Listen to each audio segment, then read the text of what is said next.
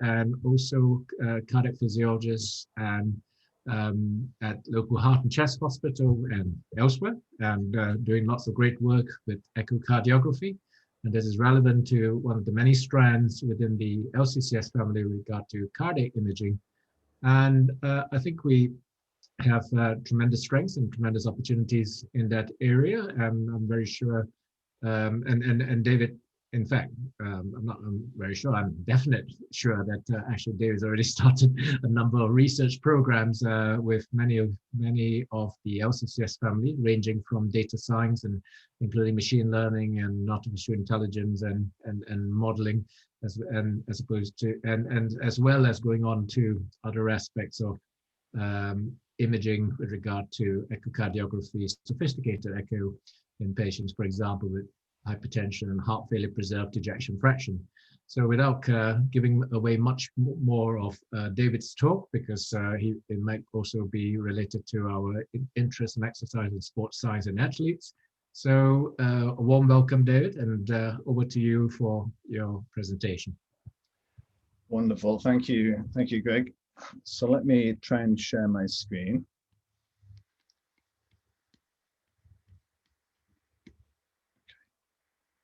Wonderful, can you see that? Perfect. Okay. David, you might need to go into screen to show. Yeah. Show mode. Yeah. Yeah, I will do. Okay. Okay, is that better? Is that better, Greg? Yes, indeed. Yeah. Perfect.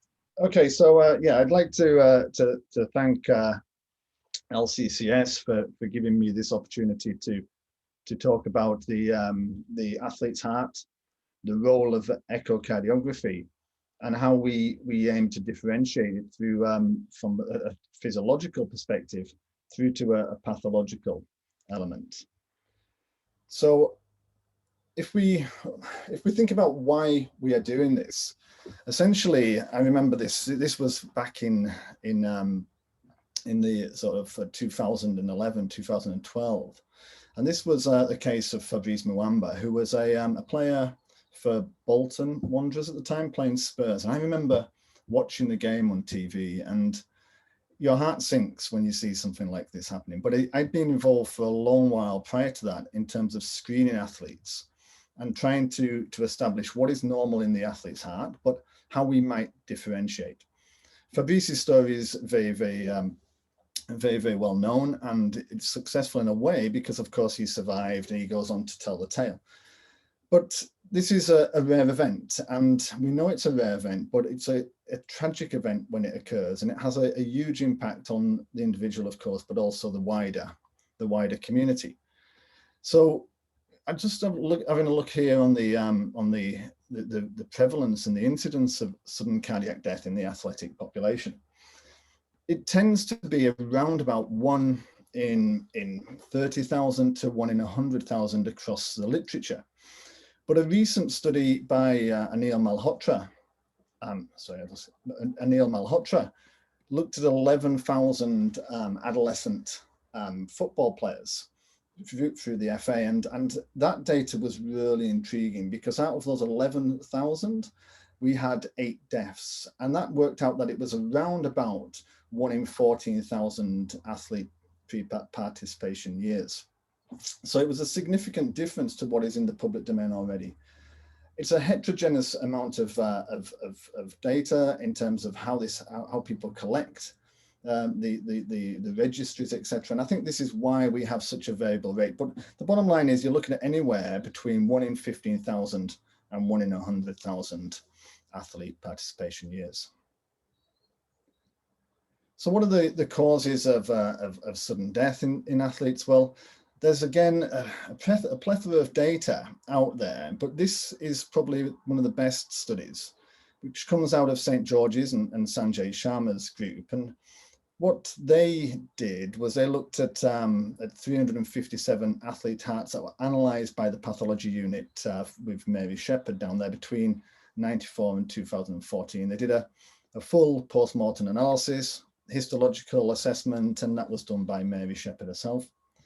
And they reported the prevalence of cardiac conditions in these athletes' hearts. And what they demonstrated was that actually most of the hearts, when they looked at them, were completely normal. And they had no overt phenotype. So that is what we call this 42% here, where we look at sudden arrhythmic death syndrome. And it's probably related more to ion channelopathies and very, very detectable on the 12-lead ECG. Other factors and other causes were idiopathic left ventricular hypertrophy, hypertrophic cardiomyopathy together accounts for about 22%, coronary anomalies, arrhythmogenic right ventricular cardiomyopathy, and dilated cardiomyopathy. So when we're thinking about the role of echocardiography here, we've got to think about these different conditions and how we might be able to differentiate from them. So hopefully these videos are playing. These videos are very clear, marked phenotypes of disease. So the one at the top left here is a dilated cardiomyopathy, big ventricle, very, very poor function, working hard, but not doing very much. The image at the top right is a hypertrophic cardiomyopathy. So those who are not used to looking at echo, this is an apical 4-chamber view. You have the big septum here and the lateral wall here, and this is hypertrophied septum. And this is a arrhythmogenic right ventricular cardiomyopathy at the bottom, and you can see the big right ventricular outflow tract and the dysfunction here. Now I'm showing you these because you will not see these in the athletic population. And that's because what happens is these are very marked phenotypes, and they're not usually compatible with high performance and high functional performance. What we tend to have is a much more mild type of phenotype. And when we think about the athlete's heart, just generally, the image on the left here is an athlete. This is a non-athlete on the right-hand side. The athlete, if you look at the scale down the side here, goes to around about 18 centimeters. The image on the right down to about 12, 13. So there's clear chamber enlargement, and that's the very minimal, and there is much more extensive changes, but ultimately they get big chambers. So if you think about an athlete, you've got a large heart, and if you think about those that potentially have disease, they may have a very mild phenotype. So what does that do? Well, you've got a marked phenotype of the athlete's heart and a mild phenotype of disease, and the gray area here and differentiation between the two becomes really quite challenging, quite complex. And this is where an understanding of the athlete's heart and an understanding of disease and the complexities of left ventricular assessment and right ventricular assessment comes in. So this is where we apply our tools to try and differentiate. So when we're thinking about the athlete's heart, we've got to think about its adaptation to stimuli, and it's multifactorial. So things like your gender, age, ethnicity, training volume, and training type will all influence the way that the heart adapts and changes. And so it's not very straightforward. You've got to think of it in a little bit more detail and a little bit more about the complexities involved. Okay, so I think it's really important to just have this physiological type slide here about the way that the heart remodels to different stimuli. So there's two types of hypertrophy that we're interested in. One is concentric hypertrophy and the other eccentric hypertrophy. Now, concentric hypertrophy tends to be in response to an elevated afterload. So this is what the ventricle's got to work against. And if we're talking about the left ventricle here, this is working against the aortic valve and the pressure in the systemic circulation. What will happen in the presence of that raised afterload is that you'll get an increase in wall thickness, but your cavity will probably stay much the same. And this is what we call concentric hypertrophy. Eccentric hypertrophy is actually brought about by a stimulus of preload, an increased preload. And this is the amount of blood that's in the ventricle at the end of diastole. And if you have continual elevations of preload, your wall thicknesses will go up, but your cavity will also go up. So you get this increase in cavity primarily, and then a concomitant increase in wall thickness to balance the wall stress. So there's two distinct types of hypertrophy caused by two distinct stimuli. So what about the way that the athlete adapts then in terms of this type of hypertrophy if it occurs? Well, I'm going to take you back to 1975 and Morgenroth and the Morgenroth hypothesis. Now, this was seminal work. It involved only around about 12 athletes in each group of sporting discipline. But these athletes and this data is part of textbooks, and it's very, very much a given that this is what happens to the heart. Now, this is this dichotomy between concentric hypertrophy for those people who are involved in strength and resistance, and eccentric hypertrophy for endurance. And this came out of Morgenroth due to this type of data. So they were, if we look at the internal dimension here at end diastole on the graph on the left, the swimmers and the runners had bigger cavities. The wrestlers had smaller cavities. When we look at wall thicknesses, it tended to be that the wrestlers had bigger, thicker walls, and the endurance guys had very similar ones to normal. So there was this eccentric hypertrophy that occurred in endurance athletes, and this concentric hypertrophy that occurred in resistance trained. We've got to remember that data was 1975, and technology was in its infancy, imaging was in its infancy, and also there was a lot of probably a lot of IPED, which is image and performance enhancing drug use in wrestlers and strength training at that time, and steroid use. So what I'd just like to mention here is, okay, let's think about the endurance athlete side of the Morgenroth hypothesis. Well, if we look at wall stress, which is essentially what causes adaptation, wall stress is the pressure times the radius divided by 2 times the wall thickness. It's Laplace's law. And that wall stress is what generates remodeling. So here we can see in the left ventricle that in endurance athletes, they have a much bigger volume, but yes, they also work at a higher wall stress during exercise. And so you'd expect to see some sort of eccentric type of remodeling in endurance athletes. I will touch on the right side later. And then we've also got to think about the training stimulus. And if the training stimulus is there for a long while, then that's going to cause greater changes. So if we look at daily recommended activity here, it's a smaller element. Of course, team athletes a little bit more, but endurance athletes are doing a lot of activity, of course. And that training volume, which is your intensity times your duration, is very high in the endurance athlete. So it makes sense that they will have some degree of remodeling and probably eccentric type remodeling. I'm going to just introduce you to this kind of 9-box system, which up on the left here, you've got increasing static component and increasing dynamic component on the bottom here as they move across. And if you look at the different sporting disciplines, they've been categorized in each one of these segments and in each one of these boxes, depending on their static and their dynamic components.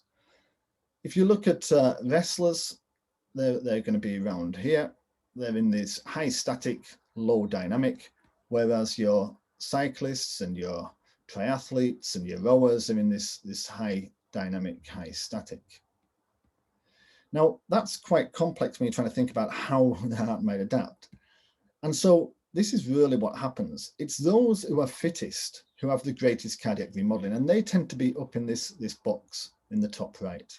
The least fit in the bottom left will have the least amount of cardiac remodeling. And that's based now on just intensity and amount of training, which is a stimulus. So when we think about endurance athletes and we're using old equipment like this in the 1970s, then yes, I think Morgenroth was correct that we should see eccentric hypertrophy. What about the concentric element? What about the wrestlers? Well, here we have just an idea as to what is causing adaptation. Wall stress, as I said, is the primary driver, But wall stress is not just the pressure within the cavity, it's a transmural pressure. And the transmural pressure is determined by the intrathoracic pressure, or the difference between intrathoracic pressure and the intracavitary pressure. So it's not just the pressure in the cavity itself, it's the difference between the two. So this study back in the early 2000s, Mark Akowski did some work in a small population, five resistance trained athletes doing leg presses. He had, I'm not so sure how this got through ethics, but he had a cannula and a pressure line in the brachial artery. He also had an esophageal pressure, so he could look at the intrathoracic pressures. And more interesting, he also had a transesophageal echo in there at the same time, so he could measure left ventricular function. What he demonstrated, and what they demonstrated, was actually when you lift or you do a resistance activity, you tend to do a Valsalva maneuver at the same time, and that puts up your intrathoracic pressures. And therefore, the difference between your left ventricular systolic pressure and intrathoracic pressure is actually, proportion is actually very little. And so the overall afterload stimulus on the heart is not that high. And so you're looking at this graph here, and this is a baseline, 8%, 9%, 100%. And there's actually, if you think about the wall stress, there's not a huge difference. And so therefore the stimulus, the afterload that sometimes works at blood pressures of in excess of 250 to 300 millimeters mercury isn't actually affecting the heart, or isn't being transferred to the heart. And likewise, if you think about the time of activity, these events are actually quite small. So the stimulus is not there for a long period of time. So we undertook a systematic review back in 2013 to look at the influence of types of exercise, concentric or eccentric, and this Morgenroth hypothesis on the athlete's heart. And if you look at the data from then, the LV mass is actually higher in endurance trained than resistance trained. Wall thicknesses are not very different, and the cavity is a little bit bigger. Essentially, there was no concentric hypertrophy. So a point that you really need to take from this is that concentric hypertrophy is rare in the athletic population. And more so, we've undertaken a few studies to have a look at this in a bit more detail. Lindsay Forsyth did a study looking at 250 rugby players and controls. And this quadrant here is how we determine geometry.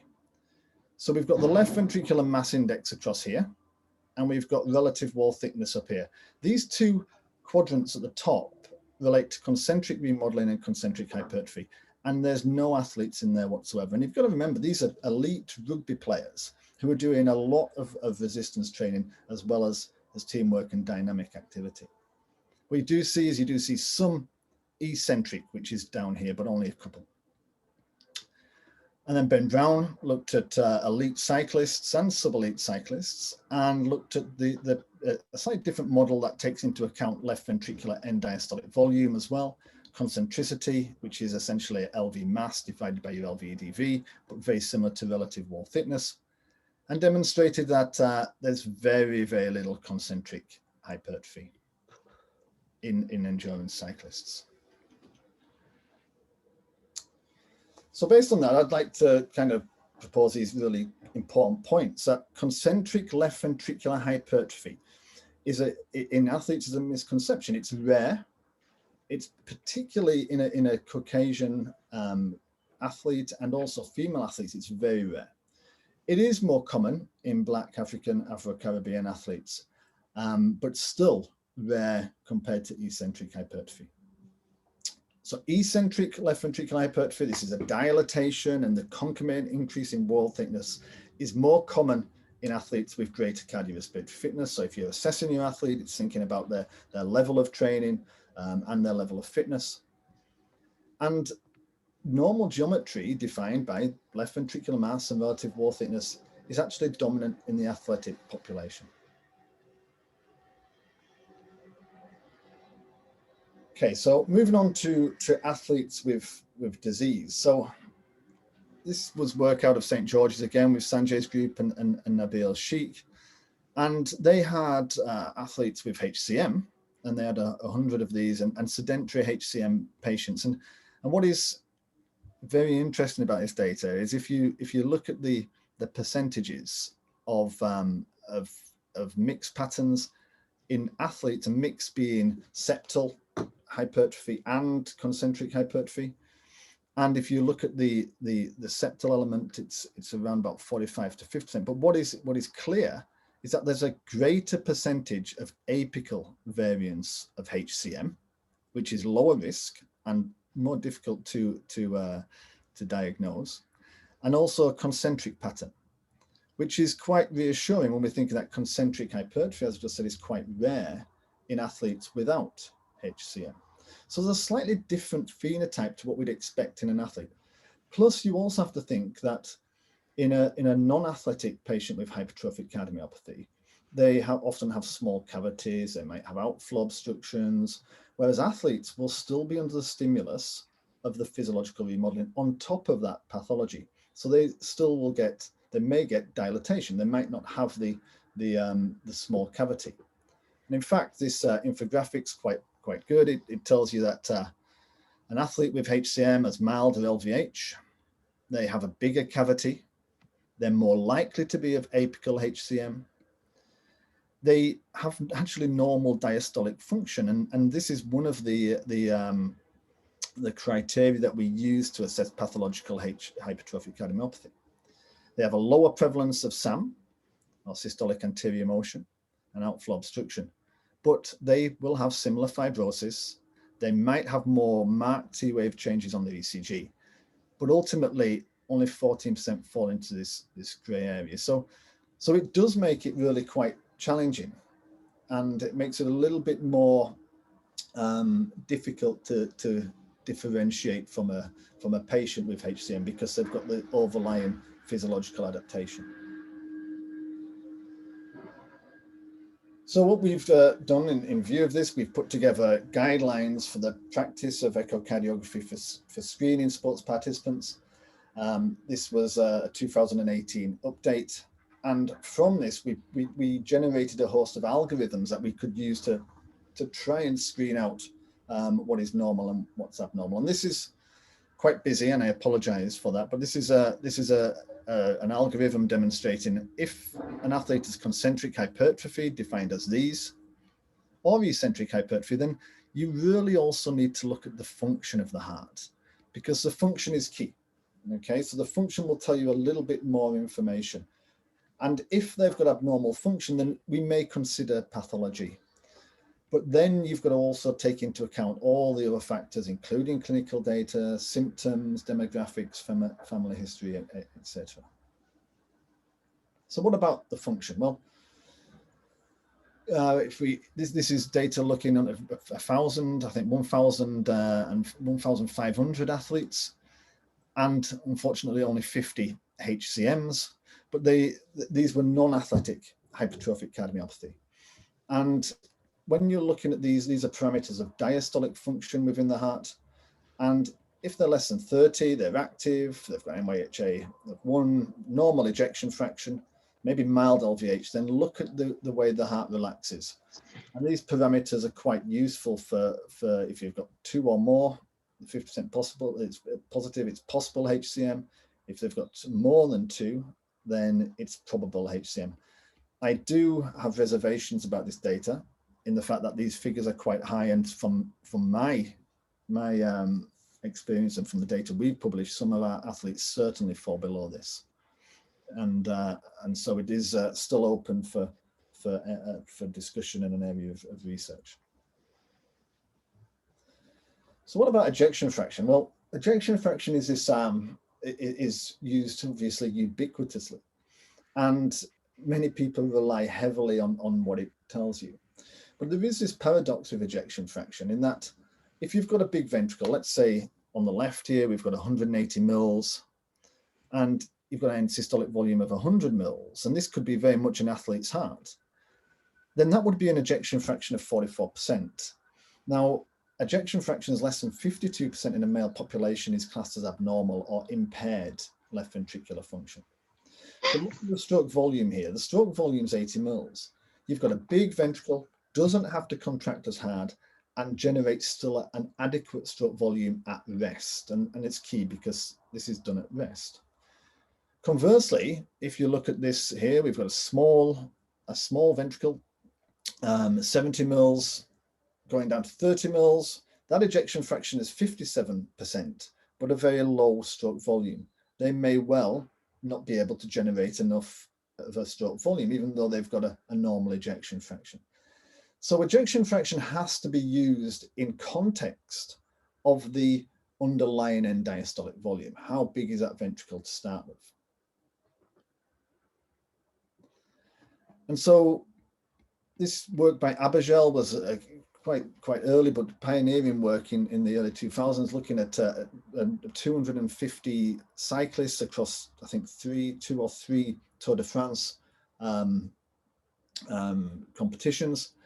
And they demonstrated that 12% of their cyclists had an ejection fraction less than 52%, which makes sense when you think that actually those with the bigger ventricles, which they showed, had the lower ejection fractions. Likewise, Ben Brown's work also shows that if you look at the elite cyclists here, we had 60 elite cyclists, 30 sub-elite cyclists and non-athletes. The ejection fraction range is from 45 to 70 in the elite cyclists. So we also found around about 11 to 12% cyclists had a lower ejection fraction. So then you're in this challenge where you're saying, okay, well, what's the differential diagnosis to dilated cardiomyopathy? They've got big ventricles. Is this a problem? Have they got some underlying cardiomyopathy? And so these images hopefully are moving, and they will demonstrate to you this. If you're used to looking at echo, you will see that actually this ventricle isn't working very well, and it just doesn't. The ejection fraction is around about 47%, and this is an elite athlete who goes on to have additional testing and is completely normal. If you look at his systolic function here, this is tissue Doppler.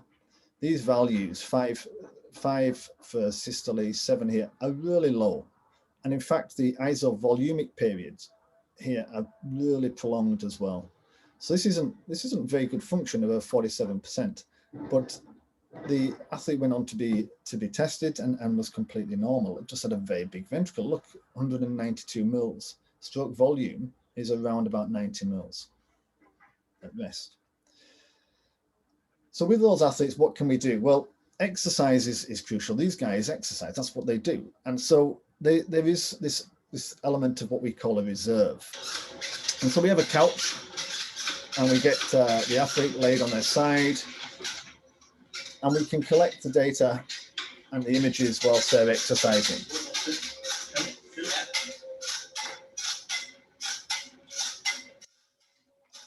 And you can see on the image there, actually getting some very, very good data and very good images because of the way that he's positioned on his left side.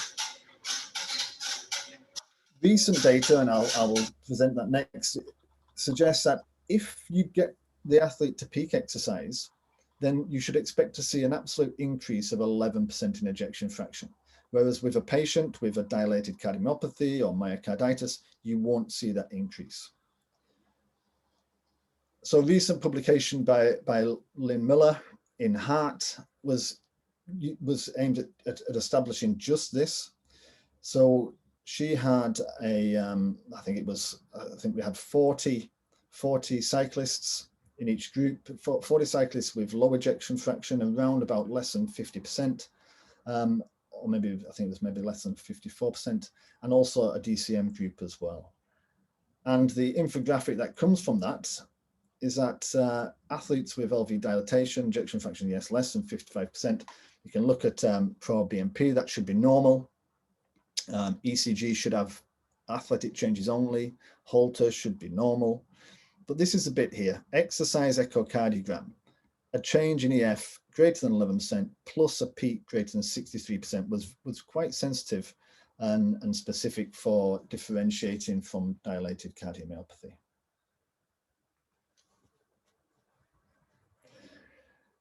So we've moved in echocardiography into a quantitative, novel way of looking at the heart. The heart and the left ventricle is so complex in its function.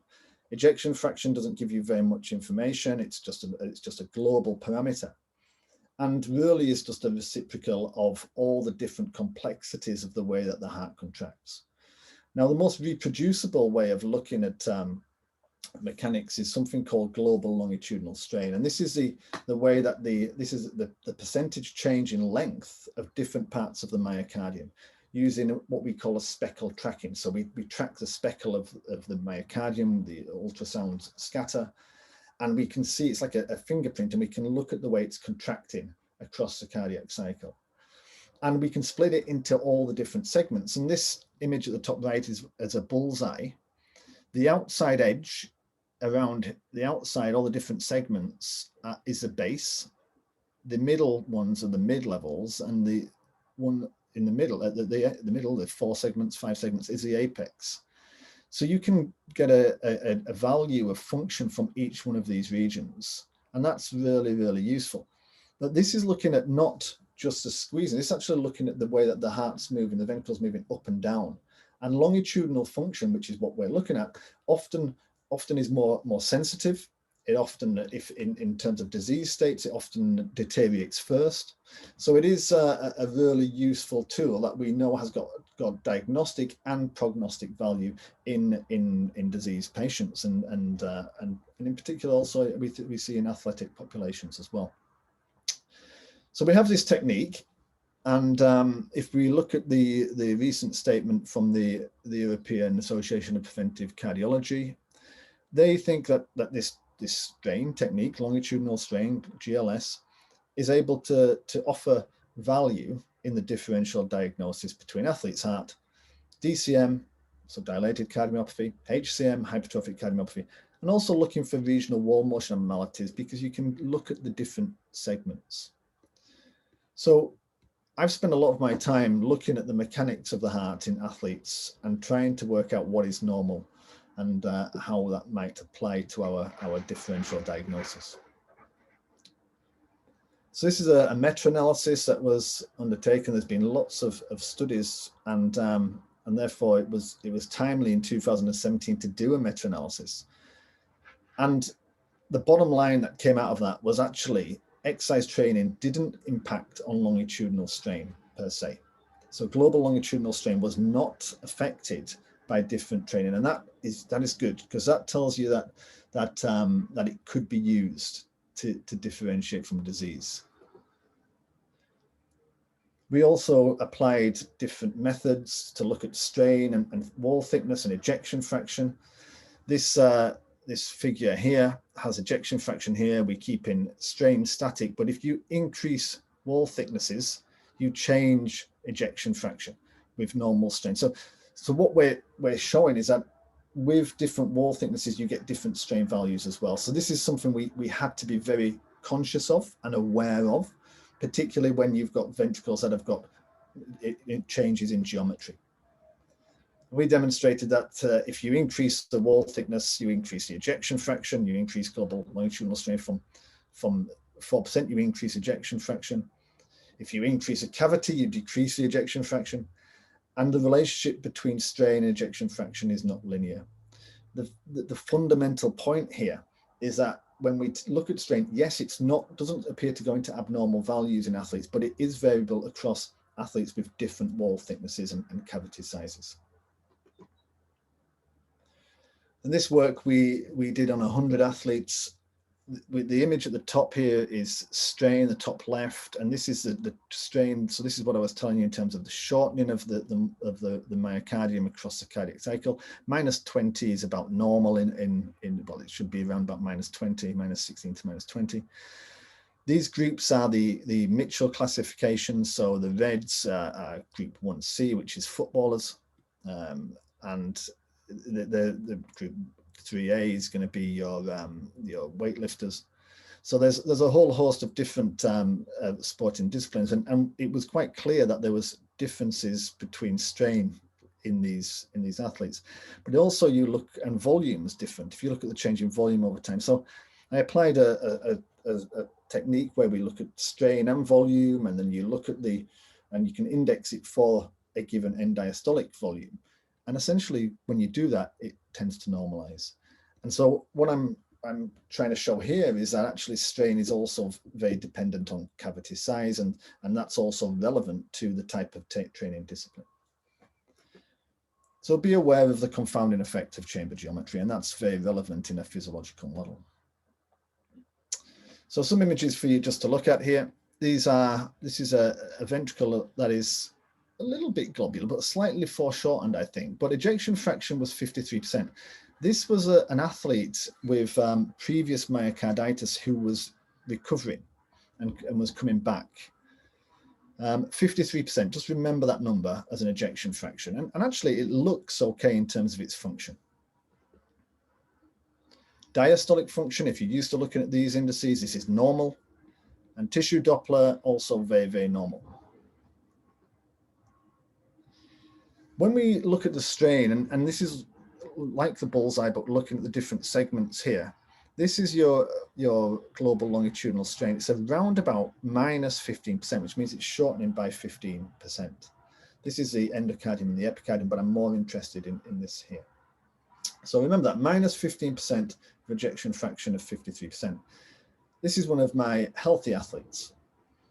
Still big ventricle, ejection fraction of 53%. So very, very similar and normal indices, but their strain is around about minus 17%. So in this case, there's a clear difference between strain. And if you look at cutoff values in strain, then from our meta-analysis plus what is in the guidelines, the athletic population should be around about minus 16 to minus 23. And so a global longitudinal strain less than 16% may raise suspicion of myocardial disease, and less than 12% is definitely abnormal. Just going to take you back to that recovering athlete. And this is a 14.9% one. So it's a little bit lower than the 15%, only just. But look at these traces also give you temporal distribution.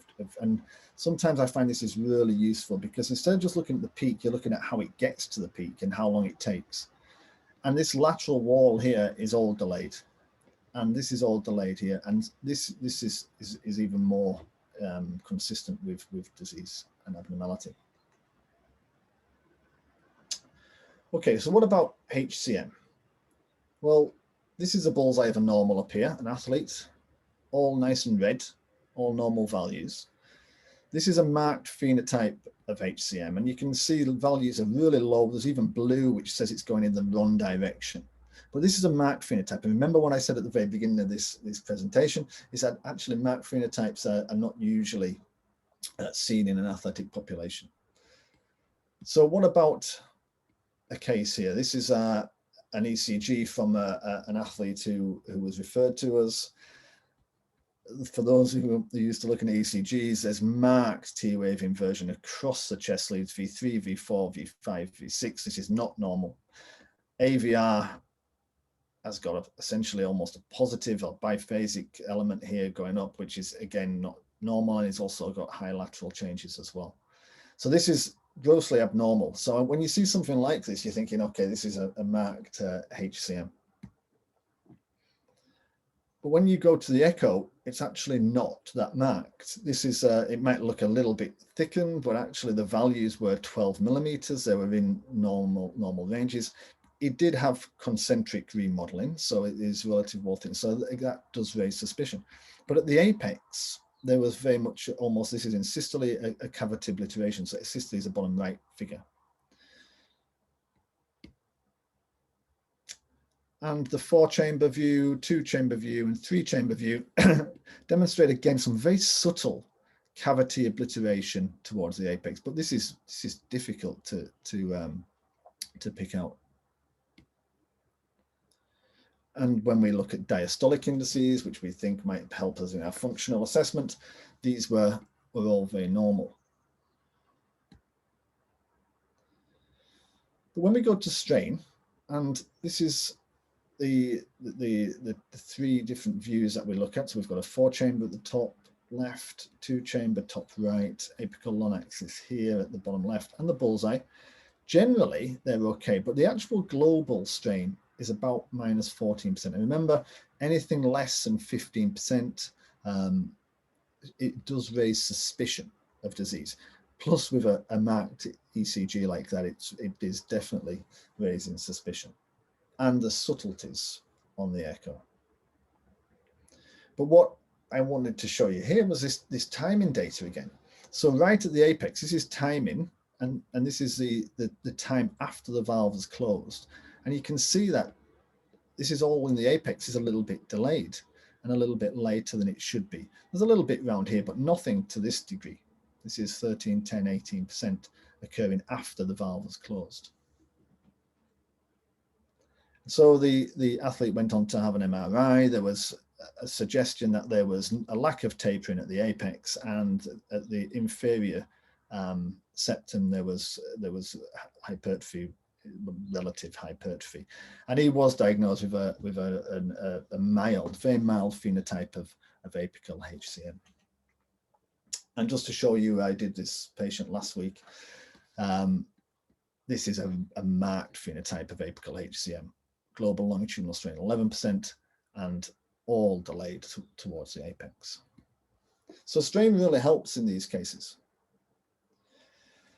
So key points: athletes with HCM are more likely to have apical or concentric patterns of hypertrophy. If you've got an athlete with a low ejection fraction, exercise can be useful in identifying cardiac reserve. And global longitudinal strain has additional diagnostic value, and that should be normal in an athletic population. And it is a really, the more tools we have and the more we know about them, the better. Okay, I'm going to finish this talk really looking at the right side, because we shouldn't neglect the right side, particularly when arrhythmogenic right ventricular or arrhythmogenic ventricular cardiomyopathy is a significant cause of sudden cardiac death in the athletic population, and is one of those diseases that is actually triggered. If you've got the underlying disease, sudden cardiac death is definitely triggered by exercise. And there is also data to suggest that if you've got an ARVC gene, a genotype, then the phenotype can be exacerbated and developed by exercise. So if we think of the Marcus criteria here, major criteria, look, these PLAX and RVOT are measurements of the right ventricular outflow tract. And so we've got specific cutoff values for these. And the minor criteria a little bit higher, but we've got specific cutoffs. RVFAC is right ventricular fraction area change. It's like an ejection fraction of the right side. And again, we've got cutoff values for those that would suggest that they meet a certain criteria. The assessment of ARVC and the diagnosis is not based solely on echo. It's a very, very much related to many other diagnostic tests around it, but these are just the criteria from echocardiography. And particularly as we're using echocardiography often in the first instance, this is really important to know. What is also key is that both criteria, you've got to have some element of dysfunction within the right ventricle to meet the criteria. So just for those people who are not used to doing echo, well, I've got a right ventricle here. There's an outflow tract. If you look at the image on the left, the PT is going up to the pulmonary trunk there. And the bit below it is the right ventricular outflow tract. And then to the left is the inflow. So the right ventricle's got two distinct components. It's got the outflow and the inflow, and it's very different in its geometry to that of the left side. When we're looking at it with echocardiography, we've got an image on the right, and that there is a cut through the right ventricular outflow tract. So this area at the top, and my arrow's probably just pointing just above the septum, but that chamber just above is the right ventricular outflow tract. And we can also rotate round, and we take the cut now through this cross-sectional way, and this now is the right ventricular outflow tract at the top, above the aortic valve. And we can tilt back and we can bring in the infundibula of the right ventricle and look at the distal portion of the right ventricular outflow tract just below the pulmonary valve. So we get some very nice views, these linear dimensions, but we get some very nice views of the right ventricular outflow tract. We should also look at doing a modified view. This is an apical 4 chamber offset. I'm taking my transducer further around into the armpit and pointing more medially. And what you're seeing is the inflow. So these views allow us to do an inflow and an outflow comparison, which is key when you think that actually ARVC tends to affect the outflow tract more than the inflow. Not necessarily, but that tends to be the case. And as such, the criteria is based on those measurements. So back to this slide. Look at the graphs on the right-hand side. If you're looking at endurance athletes, the right ventricular wall stress is significantly higher in endurance athletes than non-athletes. And there is this disproportionate wall stress that affects the right ventricle. And this may be well related to the fact that the pulmonary vasculature doesn't distend as much as the systemic vasculature. So you do end up with a disproportionate or increased wall stress on the right side. And we see right ventricular adaptation across the board in endurance athletes.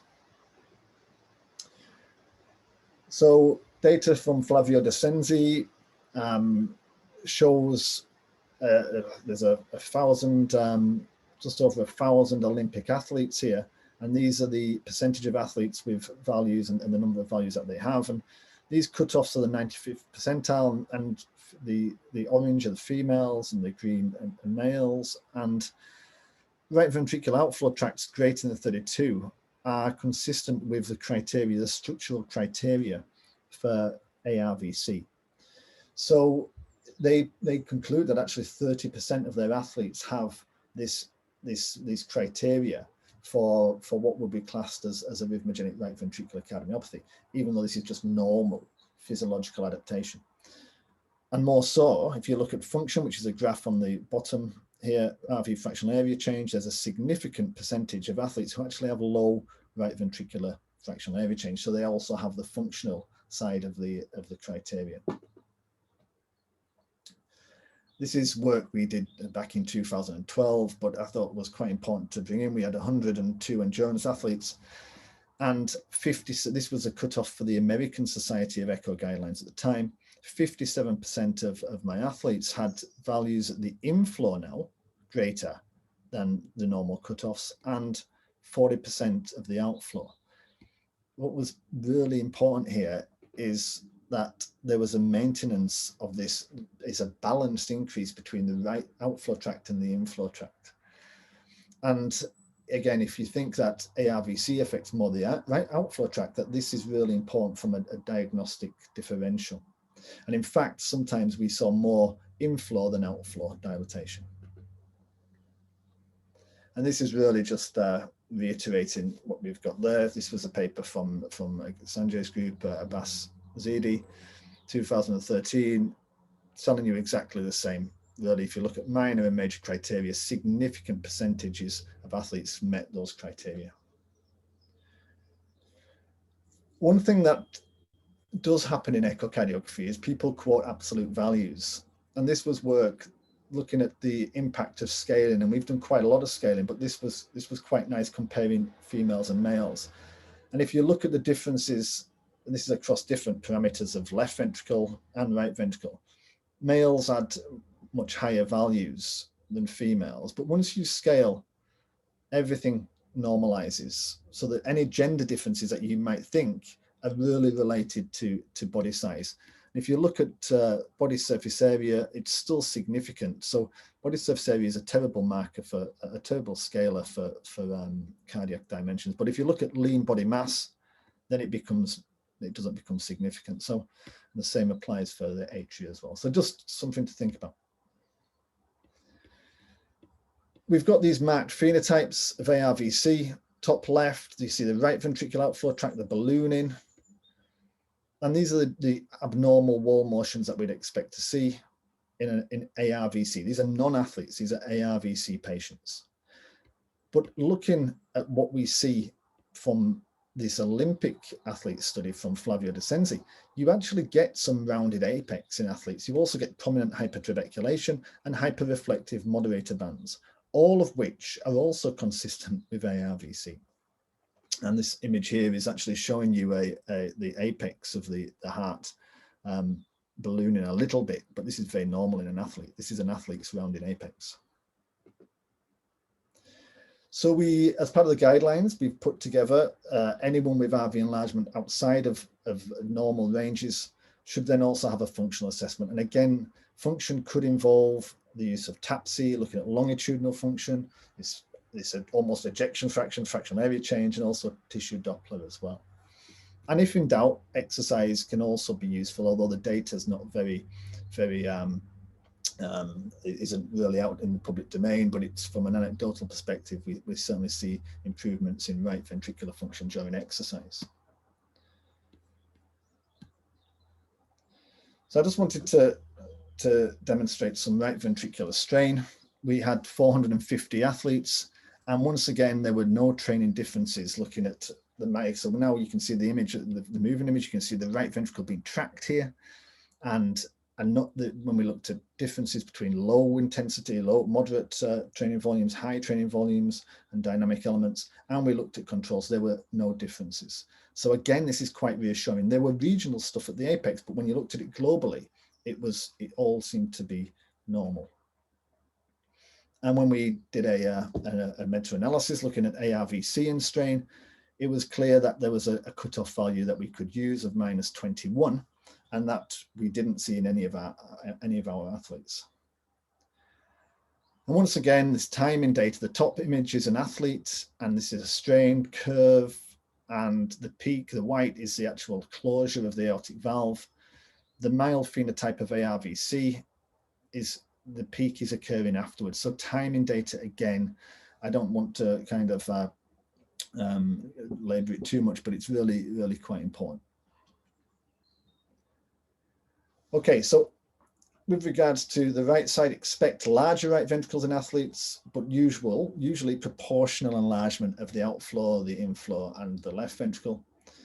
Function is often normal, but it can be lower in less than usually 2% of the population. Expect this hypertrabeculation, the rounded apex, the reflective moderator band. That can be a normal finding. And think about using strain from a global, regional perspective, but timing data might have greater value. Okay, so I'd like to wrap up. So in summary, and I think I've kind of addressed lots of stuff here from the incidence of sudden cardiac death through to adaptation and the use of echo, but sudden cardiac death in young athletes is rare. But it's tragic to the individual, of course, and the wider community. And it is rare, but it's so important that we're looking at this in terms of trying to differentiate and protect our young people. Echocardiography does play a key role in differentiating physiology from pathology, and hopefully I've identified that. It's not always a frontline test. It sometimes, in fact, in many screening protocols, echocardiography is not there. It's ECG, and ECG is very good. But when you're in that inconclusive element or you're unsure, echocardiography plays a very, very useful role at secondary care. When you're looking at an athlete's heart, you've got to think about all the different factors. And I didn't go into huge amounts of detail. And I could have talked all afternoon about gender and body size and sporting disciplines. And this multifactorial nature is key because the way that the heart responds is all about stimulus. And so an understanding of that is really important. Athletes with pathology, they often have mild phenotypes, and they're usually selected in that way because you can't reach this level of performance with marked phenotypes, and that makes it really difficult. And then they also have this physiological adaptation because they're working really hard and doing lots of exercise. So you have this mild phenotype of disease and a marked phenotype of adaptation, and therefore comprehensive evaluation is absolutely key. Okay, thank you for your attention. Thanks, David. That was really impressive, really excellent stuff there. I'm just conscious of time for the main seminar. That And maybe I'll just open for a few, for 5-10 minutes for questions from our audience. Please have your camera on if you're asking a question. Now, this is on Zoom, so either you, in the participants, there's a little blue colored raise hand, so at least I can see that you've raised your hand. Otherwise, just wave to the camera as much as possible so we can actually see you want to ask a question. So let's just try that. So, right, Ingeborg. Thanks very much. A great presentation, I think. I just wonder, many of the changes, especially in the right ventricle that you have described, like ballooning right ventricle, round apex, hyperechoic, moderator band, I commonly see in my patients, particularly those with sepsis. And obviously, arrhythmias are a major complication of sepsis. And I just wonder whether these presumably short-lived and acute changes of the shape of the right ventricle could contribute to the arrhythmias we see. Thank you, Ingeborg. Yes, I think it's a very, very interesting question. And, you know, if we're thinking about arrhythmias in athletes, which is, you know, the other side of the coin, is that actually there is this phenomenon of what we call almost like an exercise-induced type of cardiomyopathy. And there are certain elements of increased risk of arrhythmia in those individuals. So potentially, absolutely, there are changes. I mean, are these physiological? I mean, this is the question you have to always ask. In sepsis, is it a physiological adaptation? Or is there some sort of fibrosis in athletes that's maybe causing this as well? So yeah, very interesting question, but it's difficult to pinpoint where arrhythmias would occur and what the substrate is for them. Thank you. Okay, Wabi. Hi, David. Thanks for the talk. That was awesome. Super interesting. I had a quick question with regards to the mechanisms. So you're saying that transmural pressure can cause this sort of remodeling process in the heart. Do we know what the specific mechanisms are that the pressure sort of induces to cause the remodeling in terms of, I don't know, strain or stress in the heart wall? And how does that relate to pathological conditions? For example, because I see exercise for me is just a physiological stressor. And so patients will often be under physiological stress because of their illness. So how does that relate potentially in patients with hypertension or other sorts of physiological stress? Okay, Wabi, excellent question. In terms of the remodeling process and thinking about the way that it's obviously related to wall stress and the way that the ventricle has to work against that. So if you're working under greater contractile stress, the ventricle is going to hypertrophy to try and overcome it. I think one of the things that I demonstrate, well, I didn't probably demonstrate it very well, but when you increase mean wall thickness, you increase the strain, so you reduce the strain, right, the actual strain values, and that means that the thicker the walls, you don't have to contract as hard to get that same sort of output. So I think when you think about concentric remodeling and hypertrophy in athletes, and which I don't think happens because I don't think that wall stress is there to overcome. I mean, what we do see in masters athletes, which I think we'll see, and there's some data coming out now, is you see basal septal hypertrophy more frequently. And if you think about where the basal septum, the septum is in terms of its contractile stress against the aorta is higher. So it does tend to hypertrophy. And then when you think about HCM and why you would get hypertrophy, well, that's usually a sarcomeric issue. It's not contracting well in that point, and the contractile stress is so high that it's got a hypertrophy in those localized area. So absolutely, I mean, it offers you a lot of interesting information, and I think with hypertension that's key, because we see all the time these normal ejection fractions. And we see wall thickness increases, but then you have very low strain. And that's because you can still maintain an ejection fraction with lower strain. And that's clearly pathological. But it is, it identifies the differences in I guess, remodeling processes. I don't know if that answered your question at all, Wabi. No, it did, David. Thank you. Cheers. Okay, Ben, then David. Hi, Dave. Good to see you, and thanks for a great talk. I thought it was really interesting that the athletes that you see have got, you know, a minor phenotype and minor substrate that you're looking for. And where if you compare them to the sedentary populations, they've got typically much more significant phenotype and substrate. And when you're screening these athletes, typically, are you looking to mitigate sudden cardiac death and try and reduce it? And if then you look at the sedentary populations, what do we know about rehabilitation exercise training for them? Okay, so in terms of screening, yes, we are trying to reduce the rates of sudden cardiac death. And if you look at the data from a screening perspective, it does seem to work if it's done correctly.